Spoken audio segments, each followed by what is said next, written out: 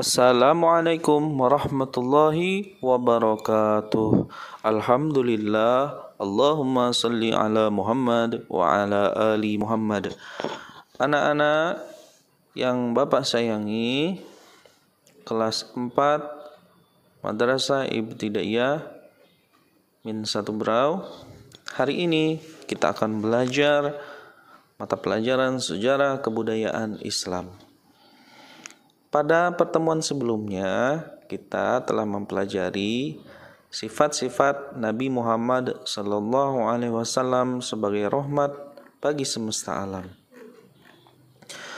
Hari ini kita akan mempelajari sifat-sifat Nabi SAW yang berkaitan dengan kepedulian beliau dan kasih sayang beliau kepada sesama. Di dalam buku Sejarah Kebudayaan Islam kelas 4, yang pertama dijelaskan keluhuran akhlak Nabi Muhammad SAW tidak perlu diragukan lagi. Dalam riwayat Muslim disebutkan bahwa ada seorang bertanya kepada Aisyah mengenai akhlak Rasulullah SAW. Aisyah menjawab, akhlak Rasulullah itu ialah Al-Quran. Tidaklah engkau membaca Al-Quran, sesungguhnya engkau Muhammad senantiasa dalam akhlak yang mulia. Adapun yang dimaksud dengan akhlak mulia adalah akhlak yang sesuai dengan ajaran Al-Quran. Apa yang disukai dan dibenci oleh Nabi Muhammad SAW itu adalah apa yang disukai dan dibenci Al-Quran. Rasulullah SAW juga sangat sayang kepada semua makhluk di dunia ini, terhadap anak-anak, anak yatim, orang sakit, perempuan janda, ataupun kepada mereka yang pernah memusuhi Islam. Kasih sayang Nabi Muhammad SAW terhadap anak-anak. Nabi Muhammad mempunyai sifat kasih sayang yang luar biasa terhadap semua orang, termasuk anak-anak. Beliau sangat memahami dunia mereka. Beliau sering bersenda gurau dengan cucu-cucunya yang masih kecil. Bahkan ada yang menaiki punggung beliau. Nabi tidak marah karena Rasulullah tahu bahwa cucunya belum mengerti. Kasih sayang Rasulullah kepada anak-anak juga tercermin ketika suatu hari anak-anak sedang bermain. Nabi Muhammad SAW datang menghampiri mereka, lalu beliau memberi salam.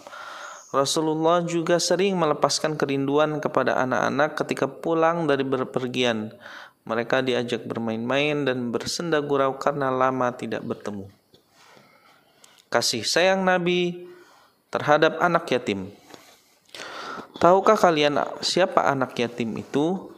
Anak yatim adalah anak yang tidak mempunyai ayah lagi. Mereka selalu hidup dalam kesulitan. Rasulullah mengajarkan kepada kita supaya peduli terhadap penderitaan anak yatim dengan menyantuninya. Beliau menjelaskan betapa besar balasan Allah bagi seseorang yang memperhatikan dan menolong anak yatim. Rasulullah juga bersabda, keluarga muslimin yang terbaik ialah keluarga yang di dalamnya terdapat anak yatim dan memperlakukannya dengan baik. Kasih sayang Nabi Muhammad SAW terhadap orang sakit dan janda. Nabi Muhammad SAW mengajarkan kepada kita supaya menjenguk orang yang sedang sakit. Ketika Sa'ad bin Ubaidah menderita sakit, Nabi Muhammad SAW datang menjenguknya. Melihat sahabatnya terbaring tidak berdaya, Nabi Muhammad menangis. Abu Ja'la Al-Hakim meriwayatkan bahwa Sahal bin Hanif berkata, Rasulullah mengunjungi orang-orang Islam yang lemah, menziarahi mereka, menjenguk mereka yang sedang sakit, dan mengantarkan jenazah mereka. Rasulullah juga memerintahkan kepada kita untuk memiliki rasa peduli dan memperhatikan nasib para janda. Dalam hadis yang diriwayatkan Abu Hurairah, Nabi bersabda yang artinya, orang yang berusaha membantu janda dan orang miskin bagaikan orang yang berjihad fisabilillah. Nabi Muhammad SAW menambahkan, bahkan bagaikan orang yang selalu menjalankan sholat malam dan selalu berpuasa, tak pernah berhenti puasa. Kasih sayang Nabi Muhammad SAW kepada orang yang pernah memusuhinya. Nabi Muhammad SAW sejak diangkat menjadi nabi hingga akhir hayatnya terkenal sebagai orang yang mempunyai sifat pengampun.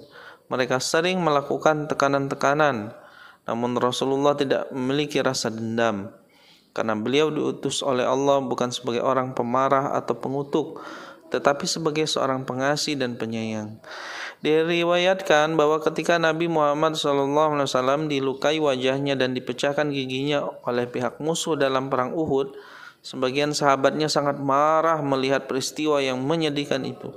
Lalu mereka berkata, "Alangkah baiknya jika engkau berdoa agar diturunkan siksa bagi mereka."